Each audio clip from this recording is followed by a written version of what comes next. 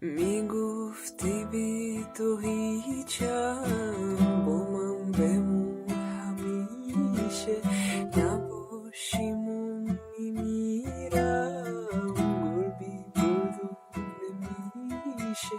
چه اشتباهی کردم حرفتو باور کردم، چه اشتباهی کردم حرفتو باور کردم. یه روز سرد پاییز گلدون تو شکستی، مثل عروس گلها تو گلخونه نشستی.